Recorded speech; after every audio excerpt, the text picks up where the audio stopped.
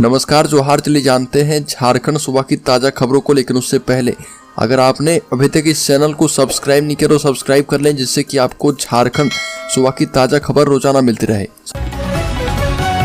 सबसे पहली खबर, झारखंड के सभी विश्वविद्यालय और कॉलेजों में चलेगा साइबर फ्रॉड जागरूकता अभियान। बता दें कि रिजर्व बैंक ऑफ इंडिया की ओर से युवाओं को वित्तीय धोखाधड़ी और साइबर फ्रॉड पर सतर्क करने के उद्देश्य से बड़ी पहल की जा रही है। इसके तहत वित्तीय साक्षरता कार्यक्रम के अलावा राज्य के सभी विश्वविद्यालय और कॉलेजों में विद्यार्थी के बीच निबंध प्रतियोगिता आयोजित किया जाएगा। इसका विषय होगा अपने आसपास वित्तीय धोखाधड़ी एवं साइबर फ्रॉड की कोई घटना और उससे बचने के उपाय। अगली खबर, झारखंड आंदोलनकारियों को मिले 50,000 रुपये मानदेय। झारखंड आंदोलनकारियों ने अपने संवैधानिक अधिकार सुनिश्चित करने के लिए झारखंड आंदोलनकारी संघर्ष मोर्चा के बैनर तले राज्यपाल के नाम 14 सूत्री ज्ञापन वीडियो को सौंपा है। उनकी मांगों में झारखंड आंदोलनकारी की मान्यता के लिए जेल जाने की बाध्यता समाप्त हो, आंदोलनकारियों को राजकीय मान सम्मान मिले, राज्य मंत्री का दर्जा दिया जाए, सम्मान राशि समान रूप से 50,000 रुपये प्रति माह दिया जाए और आंदोलनकारी के नाम चौक चौराहे पर शिलालेख के माध्यम से स्थापित किए जाने की मांग की गई है। अगली खबर, झारखंड में प्रतिबिंब ऐप से पुलिस के हत्थे चढ़े 6 साइबर अपराधी। 4 महीने में गिरिडीह से 172 ठग अरेस्ट किए गए हैं। बता दें कि साइबर अपराध पर लगाम लगाने की कवायद की जा रही है और पुलिस को लगातार इसमें सफलता भी मिल रही है। इस बीच साइबर अपराधी के खिलाफ चलाए जा रहे अभियान में गिरिडीह पुलिस को एक बड़ी कामयाबी हासिल हुई है। इस बार पुलिस ने प्रतिबिंब ऐप के जरिए अहिल्यापुर थाना क्षेत्र के पंचन टाड़ गाँव में छापेमारी करके 6 शातिर साइबर अपराधी को गिरफ्तार करने में सफलता हासिल की है। बड़ी खबर, पटना से दुमका के लिए नई ट्रेन पर मुहर। धनबाद से भेजी गई है साफ सुथरी ट्रेन में बिहार संताल करेगा सफर।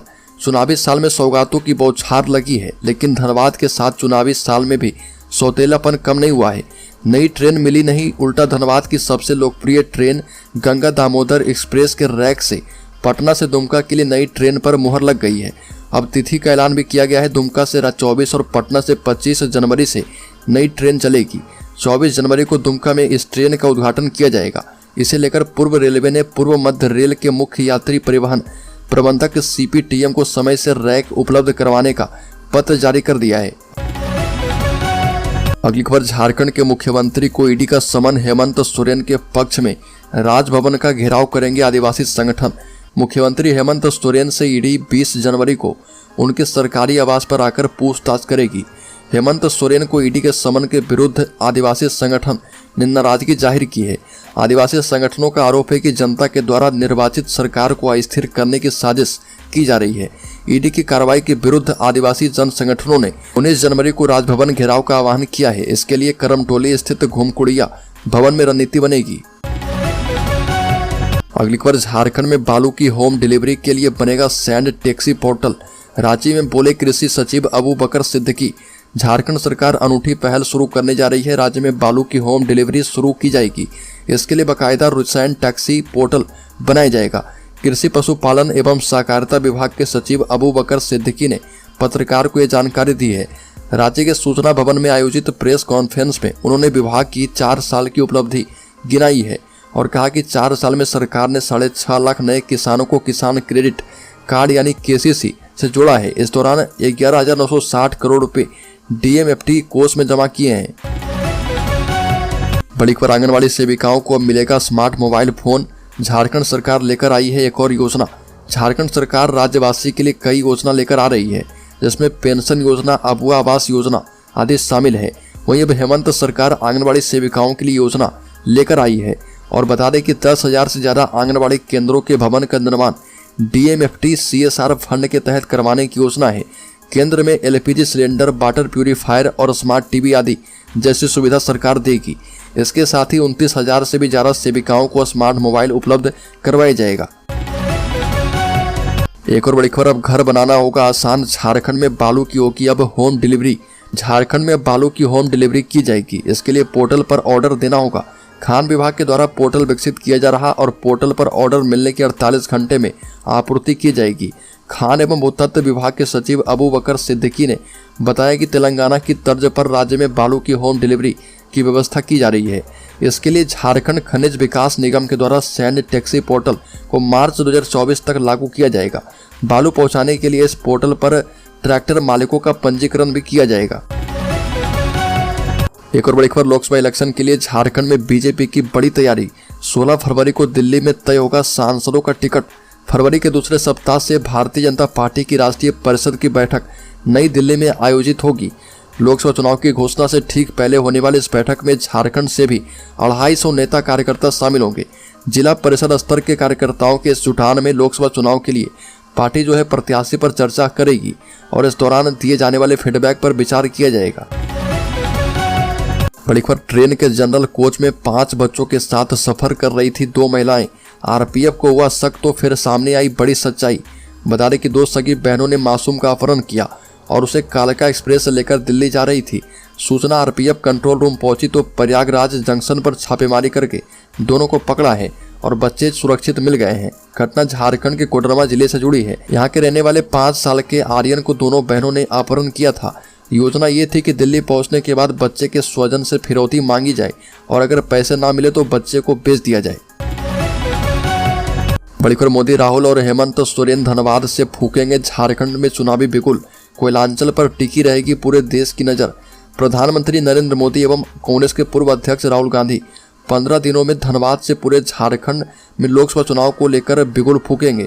साथ ही मुख्यमंत्री हेमंत सोरेन भी इसी दौरान धनबाद से चुनावी शंखनाद करेंगे। इसके साथ ही लोकसभा चुनाव को लेकर राजनीति का केंद्र बिंदु कोयलांचल बनेगा। यहाँ पर राजनीतिक घमासान देखने को मिलेगा। इस कारण पूरे देश की निगाहें कोयलांचल पर टिकी रहेगी। सबसे पहले 27 जनवरी को प्रधानमंत्री मोदी यहाँ जनसभा को संबोधित करके चुनावी बिगुल फूकेंगे और मौका होगा हर खाद कारखाना सिंदरी के उद्घाटन का। अगली खबर, जेपीएससी परीक्षा की अभ्यर्थी को मिल सकती है आयु सीमा में छूट।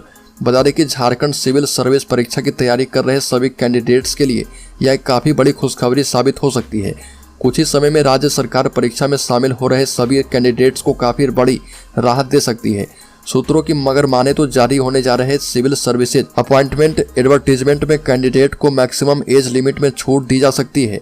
आपकी जानकारी के लिए बता दें कि सिविल सर्विसेज अपॉइंटमेंट रूल्स को कुछ ही समय पहले कैबिनेट से मंजूरी मिल गई थी। इसमें साफ तौर पर बताया गया है कि रिवाइज्ड रूल्स के तहत सिविल सर्विसेज एग्जाम के लिए कैंडिडेट्स की मिनिमम एज 21 साल और विज्ञापन वर्ष के 1 अगस्त को मैक्सिमम 35 साल तक होनी चाहिए। अगली खबर, झारखंड में लेटर वॉर शुरू। ईडी ने हेमंत सरकार पर लगाया गंभीर आरोप। झारखंड में लेटर वॉर शुरू हो चुका है और ईडी ने झारखंड सरकार को पत्र लिखकर गंभीर आरोप लगाए।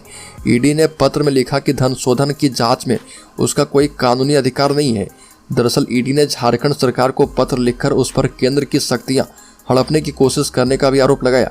ईडी ने यह संक्षिप्त पत्र झारखंड की प्रधान सचिव वंदना दादेल को भेजा है और यह पत्र दादेल की उस चिट्ठी के जवाब में है जो उन्होंने झारखंड की राजधानी रांची में ईडी के क्षेत्रीय कार्यालय के जांच अधिकारी को लिखी थी। अगली खबर, पूर्व विधायक संजीव सिंह को नहीं मिलेगी जमानत। इलाज के लिए मांगा था प्रोविजनल बेल।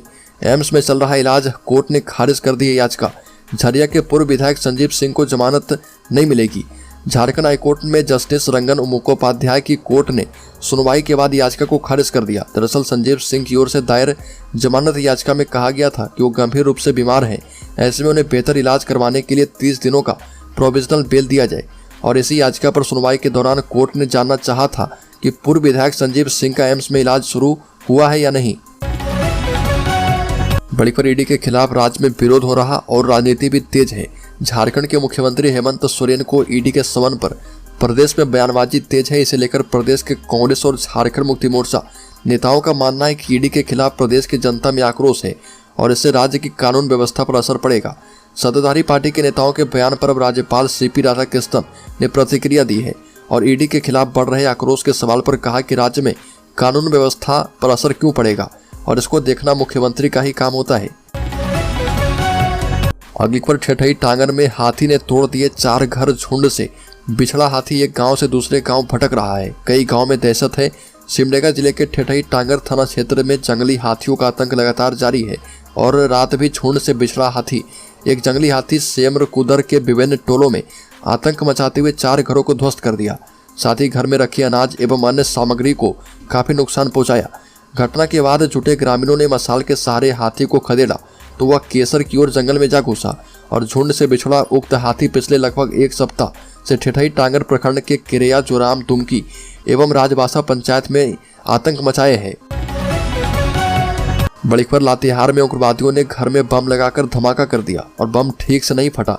इस वजह से परिवार वालों की जान बच गई। उग्रवादियों ने यहाँ पर पोस्टर लगाकर धमकी दी है कि 15 दिनों के अंदर गोली मार देंगे और घटना लातेहार के हिरहंज थाना की है। यहाँ पर रहने वाले दिनेश सिंह के घर को बम से उड़ाने की धमकी दी गई। इलाके के लोगों में दहशत है। इस मामले में कोई बयान भी नहीं दे रहा और जेजेएमपी उग्रवादी संगठन के सब जोनल कमांडर ने दिनेश सिंह के घर में पोस्टर चिपकाकर धमकी दी है। पोस्टर में लिखा है कि दिनेश सिंह उर्फ दीना सिंह को बहुत जल्द गोली मार देंगे। बड़ी खबर धनबाद में रेड जोन वाले क्षेत्र में आए दिन भू धसान की खबरें अब सामान्य हो चुकी है। आए दिन भू धसान की घटनाओं में घर जमींदोज हो जा रहे हैं। ऐसी घटनाएं हाल के दिनों में जिले के विभिन्न स्थानों में हो चुके हैं, लेकिन अब भू धसान की घटना मुख्य सड़क समीप हुई है। मुख्य सड़क जहां से छोटे बड़े वाहन दिन रात गुजरते हैं, हजारों वाहन हर दिन आवाजाही करते हैं। कतराज गोई बांध मुख्य सड़क से 10 फीट की दूरी पर रात जोरदार आवाज के साथ भू धसान की घटना हुई है, जिसमें फर्नीचर की दुकान को अपने जद में ले लिया। बड़ी खबर 20 जनवरी को मुख्यमंत्री से पूछताछ। इसके पहले राजभवन में प्रदर्शन की चेतावनी। 8 जिलों से जुटेंगे आदिवासी संगठन। 6 संगठनों का समर्थन मिल चुका है। ईडी के जवाब ने बढ़ाई है मुश्किलें। 20 जनवरी को मुख्यमंत्री हेमंत सोरेन से ईडी पूछताछ करेगी। इस पूछताछ से एक दिन पहले 19 जनवरी को आदिवासी संगठन प्रोटेस्ट